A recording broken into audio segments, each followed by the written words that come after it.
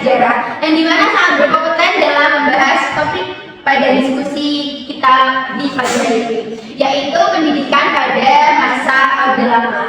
Nah, jadi di podcast sejarah pada hari ini kita bakal membahas, yaitu dari yang pertama ada latar belakang sejarah, yang kedua ada tujuan dan ideologi pendidikan pada kala itu, lalu yang ketiga ada sistem dan kurikulum pendidikan, yang keempat ada guru sekolah, sarana dan prasarana di kala itu, lalu ada tantangan dan permasalahannya, dan ada warisan atau nilai-nilai yang dapat kita ambil yang masih relevan hingga saat ini. Lalu yang ketujuh ada sesi penutup atau refleksi dari Kak Intan dan Mas Budi. Nah, untuk Kak Intan nih, bisa dijelasin sedikit ya tentang kondisi pendidikan Indonesia pada pasca kemerdekaan itu seperti apa? Setelah kemerdekaan, pendidikan yang ada di Indonesia itu masih banyak atau masih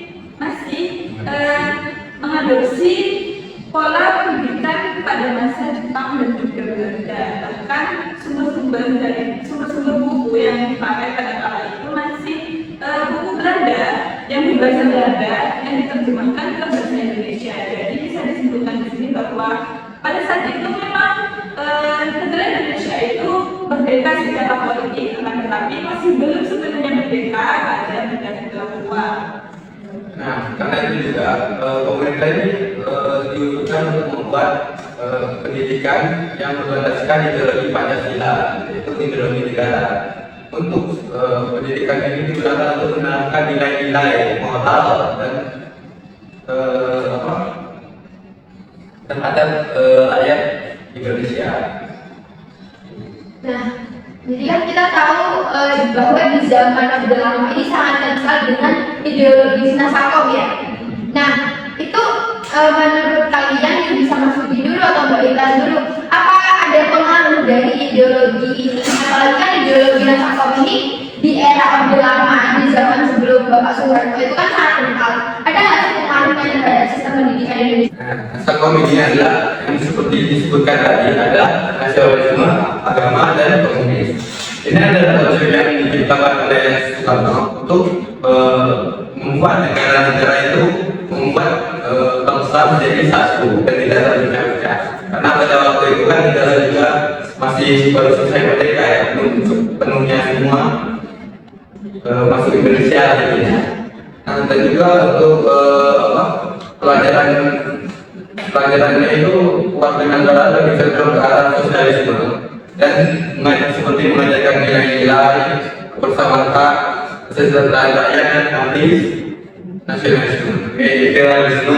Pendidikan saat itu juga mengarahkan kepada para siswa itu agar memiliki jiwa-jiwa Pancasila, sehingga mereka itu memiliki nilai nasionalisme yang tinggi dan juga memiliki loyalitas yang besar terhadap negaranya. Jadi kita di sini dapat simpulkan bahwa pada saat itu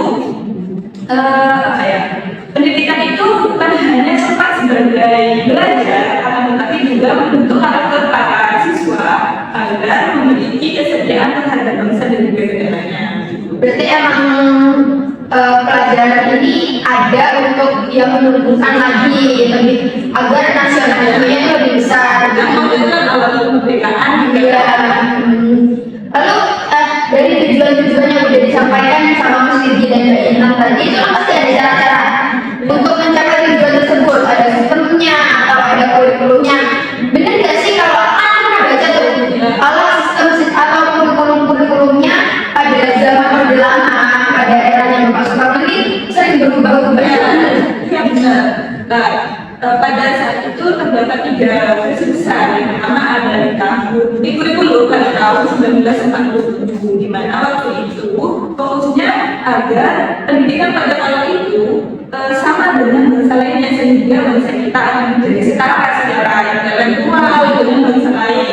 Yang kedua ada di tahun 1992, di mana pada saat itu memfokuskan pada bidang sosial dan juga pada bidang politik.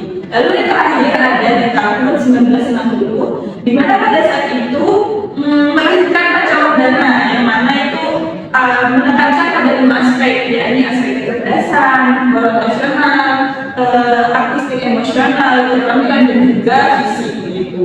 Berarti kurikulum yang terakhir ini lebih mencakup besar ya biasanya. dan semua itu dikaitkan dengan ideologi manipul, yaitu manifesto politik Soekarno. Nah, pendidikan itu diarahkan untuk membentuk warga negara yang berideologikan manipul dan sistem liberalisme dan individualisme itu menjadi musuh yang harus digunakan dalam sistem pembelajaran itu. Berarti manipul itu ideologi, bukan pelajarannya berarti. Jadi ada lagi ideologi yang memang diciptakan untuk mendukung sistem pendidikan dari saat itu. Lalu dari semuanya ya, itu kan kalian menjelaskan tentang sistem dan kurikulum nih. Mungkin bisa dijelaskan kepada audiens agar mereka ini juga bisa memahami gimana sih kondisi sarana dan prasarannya antara guru, sekolah, atau di mana tempat-tempatnya yang bisa kalian jelaskan agar audiens ini bisa membayangkan gimana kondisi sistem pendidikan pada kala itu. Wah, kondisinya pada saat itu memprihatinkan lah, benar lah menurut saya. Apalagi habis di ini ya, kan kita juga waktu pasca kemerdekaan habis perang kan. Jadi infrastruktur tentunya juga banyak yang rusak. Itu juga aku pernah baca kalau itu juga mempengaruhi tentang ekonominya juga ya, ekonominya. Jadi pada saat itu Indonesia juga karena habis perang, infrastrukturnya banyak yang rusak. Terus ya sekolah dan tempat-tempat yang lain juga tidak mendukung untuk apalagi untuk sistem pendidikan ini ya. Boleh lanjut. Ya, seperti yang tadi saya katakan memang sangat berat. Pada saat itu kan memang lagi masa bersiap lah gitu ya. Seperti misalnya guru yang masih minim, pendidikan yang masih kurang mumpuni, dan sumber-sumber Belajar. Juga masyarakat pada kala itu juga memiliki peran besar juga pada pembangunan sekolah, karena mereka itu juga itu membangun sekolah secara gotong royong, yang bahkan masih ada sekolah-sekolah yang bukan dananya itu bukan dari pemerintah gitu. Jadi masyarakat itu juga memiliki terhadap sekolah yang dibangun pada kala itu, ada rasa memiliki lah gitu mereka itu. Nah juga ya. Terus juga tadi penjelasan dari Mbak Intan masalah apa ya tadi ya penjelasan tentang yang kalau sekolah itu dibangun gotong royong oleh masyarakat itu secara sukarela. Iya, mereka tuh memiliki rasa memiliki juga terhadap adanya sekolah itu. Karena waktu itu kan saya pernah baca itu mereka itu memiliki semangat belajar yang tinggi karena mereka juga ingin maju setelah membela ini. Berarti ya gotong royong itu emang udah ada dari zaman dahulu ya, diteruskan di saat ini. Nah jadi seperti yang dijelaskan Mbak Intan dan Mas Riki tadi tentang bagaimana kondisi sekolah, guru, dan sarana prasarana pada hal itu. Nah aku yang tahu nih gimana sih kondisi sekolah maksudnya dari segi fisik, dari segi bangunannya. Mengingat kan di zaman itu juga Indonesia lagi mengalami pasca kemerdekaan ya, dimana pada saat itu juga kita baru saja dijajah oleh Belanda gitu. Nah itu aku pengen tahu gimana sih sekolah-sekolah pada zaman itu berdiri atau gimana sih kita bisa mendapatkan ilmu pada saat itu. Bisa dijelasin dari mana dulu? Kondisi sekolah pada saat itu memang masih sangat sederhana, tidak seperti sekarang. Dan juga seperti sekolah-sekolah yang didirikan pada dari bangunan-bangunan seperti Belanda dan Jepang itu memang sangat rusak ya waktu itu. Karena terjadi juga perang pada saat itu. Intinya sekolah pada saat itu memang sangat sederhana dan tidak semudah sekarang. Tidak mumpuni lagi. Lalu mungkin dari Kak Iman mau menambahkan sedikit aja tentang kondisi sekolah. Ya sama sih seperti Mas Devi, kalau di sana itu ya masih sederhana itu, karena memang dari segi ekonomi saja itu kan memang sudah sangat minim gitu.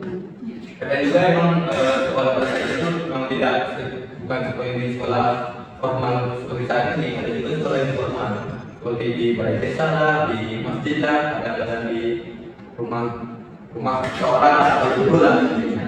Namun dan juga itu guru pada saat itu sangat terbatas dan minim lah. Nah, pemerintah itu mendirikan apa ya, sekolah guru lah. Ada sekolah guru SGA, SPB, SPG ya. Nah itu untuk mendorong guru atau membuat apa ya, menciptakan guru-guru yang kompeten dan banyak untuk Indonesia. Berarti memang sekolah ini didesain untuk mencetak guru ya, untuk kemudian bisa membimbing murid-murid dalam belajar seperti itu. Nah ya, dan juga itu menurut saya memang waktu itu pendidikan memang tidak mudah dan tidak mewah pada saat itu. Namun semangat belajar dari siswa-siswanya pada saat itu sangat tinggi karena pendidikan pada saat itu menjadi salah satu menjadi simbol perjuangan atau semangat untuk negara. Terus menindaklanjuti pernyataan dari Mas Firgi mengenai yang berarti pada saat itu belajar tidak cuma bisa dijaga dari sekolah, berarti bisa di surau, di balai, di tempat manapun. Berarti pada saat itu kondisinya memang sangat-sangat memprihatinkan ya, kalau misalnya dibandingkan nih direfleksikan pada zaman sekarang. Gimana kalau misalnya kita aja sekarang udah ada bakunya, ada meja. Berarti pada saat itu memang literally tidak ada ya. Mereka beralaskan lantai seperti itu. Berarti sarana prasarana juga sangat tidak mendukung ya pada saat itu, sangat berbanding terbalik dengan kita pada hari ini. Nah, kalau dari yang dijelaskan sama Mas Rigi dan Mbak Intan itu kan pasti ada kayak lembaga-lembaganya, ada nggak peran lembaga dari tokoh-tokoh pendidikannya yang terkait atau yang ada pada zaman itu? Setelah kemerdekaan sendiri itu lembaga utama yang mengatur pendidikan pada kala itu adalah lembaga Departemen Pengajaran Pendidikan dan Kebudayaan yang biasa disingkat dengan PPDK. Departemen ini berperan untuk mengatur arah pendidikan nasional agar tidak lagi seperti sistem pada masa kolonial. Nah, untuk beberapa tokoh yang ada pada lembaga tersebut ada Ki Dewan Parang, ada Mangun Karsano, dan juga Wihara dan Sukarman. Mas Rigi mungkin mau menambahkan? Ya, saya setuju saja dengan pendapat dari Seperti yang digagas oleh tokoh Ki Dewan Parang bahwa pendidikan itu memiliki 3 pusat pendidikan yang pertama itu ada kualitas masyarakat dan masih sangat spesial yang menjadi desa utama. Bicara tentang gagasan nih, kan dari Intan sedikit nyinggung tentang gagasan dari Ki Dewan Parang. Aku jadi ingat aku tuh pernah baca kalau Pak Soeharto pada saat itu juga pernah berpidato mengenai tentang kesetaraan gender ya. Itu ada kaitannya nggak tentang pendidikan di Indonesia pada kala itu? Nah, memang waktu itu Soekarno menjadi tokoh yang sangat vokal terhadap kesetaraan gender itu. Nah, dalam pidatonya yang menyebutkan itu kan perempuan Indonesia bukan hanya pelengkap laki-laki, tetapi faktor dalam membangun bangsa. Nah, Berarti lebih ada lah ya peran wanita pada saat itu. Itu mulai Lebih dilihat lah, lebih diperhatikan. Soekarno itu sangat menjadi apa ya? Menjadi inspirasi besar bagi perempuan-perempuan di Indonesia pada saat itu. Namun kenyataannya itu perempuan-perempuan yang ada di pelosok-pelosok desa itu masih kurang mendapatkan pendidikan yang layak daripada laki-laki pada saat itu. Jadi menurut saya masih kesetaraan gender pada saat itu masih belum benar-benar terjadi lah. Berarti itu juga ada sebabnya karena kesenjangan kota dan desa. Nah, satunya itu. Sudahlah dia cewek di desa pula. Jadi benar-benar ketinggalan gitu ya, kurang diperhatikan. Nah, aku juga kepo nih, kan pada saat itu pas kemerdekaan itu kan apa ya, kita kan baru merdeka pastinya kan ada lah, maksudnya ada sisa-sisa dari Belanda. Nah, itu ada nggak kebijakan dalam berbahasa, maksudnya apa ya, atau bisa disebut kayak bahasa pengantarnya gitu, bahasa pengantar dalam pendidikan ini apakah langsung bahasa Indonesia apa bagaimana? Aku kepo nih bagian ini nih gimana? Salah satu kebijakannya itu adalah tentang bahasa Indonesia menjadi salah satu menjadi bahasa pengantar sekolah. ini keputusan yang sangat simbolis yang merupakan tanda kemerdekaan intelektual dan pemersatu bangsa yang multikultural intinya. Namun tantangannya itu ada lewat tekanan saya ya. Seperti buku pelajaran bahasa Indonesia itu masih minim, yang kurang masih banyak penulis Indonesia pada saat itu yang belum menulis bahasa Indonesia. Nah, dan juga ada yang guru-guru pada saya itu masih mengikuti pendidikan sistem pendidikan yang Belanda sama Jepang. Jadi bahasanya itu masih menggunakan bahasa Belanda dan Jepang. Nyampur gitu. Itu masih ada yang masih kan waktu itu bahasa Indonesia sebelum ini kan belum menyeluruh lah. Iya. Jadi ya masih selain bahasa Indonesia, bahasa Belanda dan Jepang, mereka juga menggunakan bahasa daerah mereka masing-masing gitu. Tapi dampak negatif dari adanya ini kebijakan ini, bahasa Indonesia itu sudah mulai dipakai oleh orang Indonesia sendiri. Jadi udah ada ada hal yang mendorong mereka untuk belajar bahasa Indonesia gitu. Berarti awal mulanya nggak langsung bahasa Indonesia juga ya, karena ada keterbatasan buku Indonesia, terus ada juga guru-gurunya itu juga udah kena campur tangan sama bahasa Belanda, jadi mungkin guru-gurunya juga kesusahan ya, kesulitan dalam langsung menerjemahkan dalam bahasa Indonesia, terus sudah mata gitu ya. Di daerah terpencil pun kan bahasa Indonesia tuh berjalan dengan lambat gitu. Karena kan aksesnya juga ya mereka kayak misalnya seperti itu kan. Jadi mereka pakai bahasa daerahnya sendiri ya. Jadi prosesnya Agak susah ya berarti berkomunikasi pada saat itu. Iya. Kalau misalnya kita beda daerah aja, mau ngomong sama daerah lain berarti agak susah ya. Karena berbeda bahasa. Apalagi bahasa Indonesia juga belum menyeluruh. meskipun ya pada sudah ini ya kalau sudah itu. Lalu ada nggak? Nih kita masuk ke sesi yang agak terakhir. Itu ada nggak hubungan pendidikan kita di zaman itu dengan politik luar negeri? Apalagi kan kita kayak ya apa ya bahasanya kita gagal dijajah deh. Kan kalau logika kan kayak ada kan antara pendidikan di Indonesia dengan politik di luar negeri itu ada pengaruh atau gimana?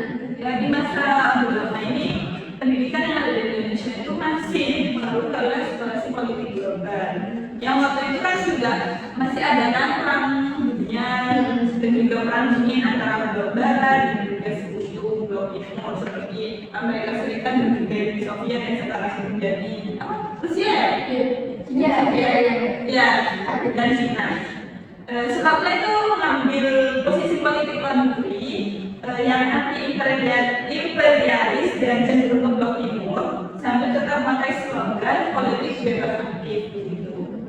Dalam dunia pendidikan ini memiliki dampak banyak siswa pelajar di Indonesia ini yang dikirim ke Uni Soviet, Cina, Polandia dan negara sosialis lainnya untuk belajar seperti teknik, sains dan ideologi sosialisme. Jadi mereka ini selain ada yang belajar di Indonesia, tapi ada juga yang dikirim ke luar negeri untuk belajar. Yang mungkin nantinya akan akan menjadi untuk membantu ilmu untuk menambah ilmu pengetahuan yang mereka belum dapat di Indonesia gitu.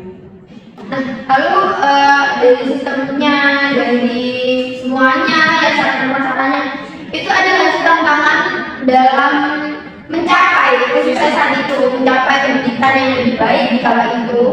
Ada nggak tantangan-tantangan yang lain yang berjalan lurus gitu? Tantangannya sendiri itu ya dari sistem politiknya yang kurang stabil dan juga dana yang masih minim.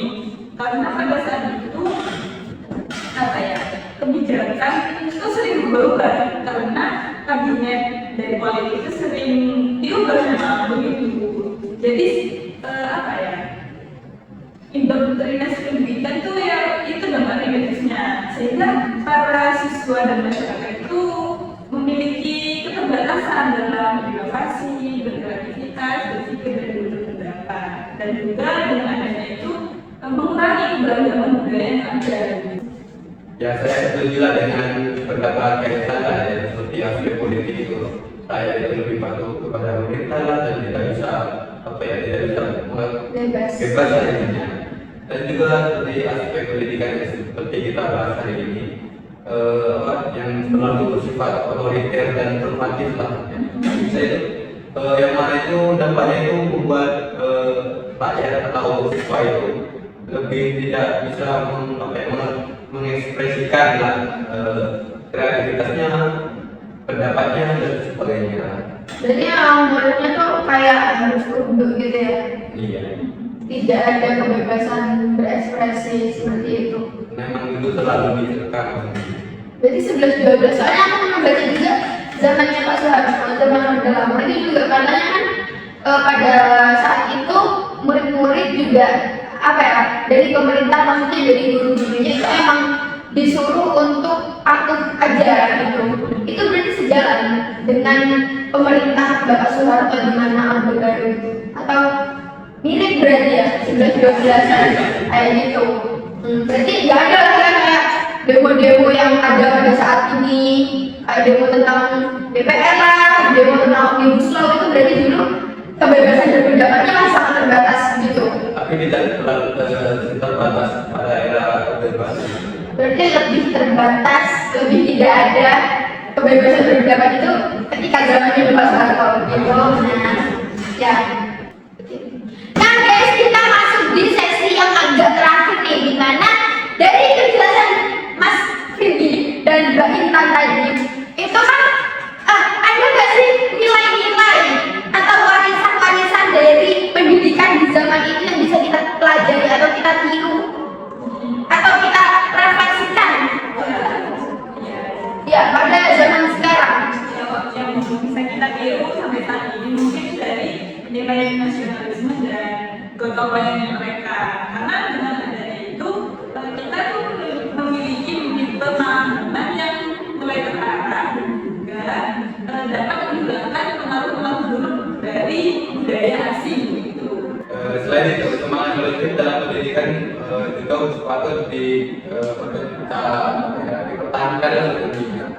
Di masa itu kan pendidikan menjadi simbol perjuangan untuk kebebasan bangsa dan negara. Kita juga bisa mengambil semangatnya lah ya. Seperti dan tidak mengulang praktik yang tadi seperti Indoktrinasi.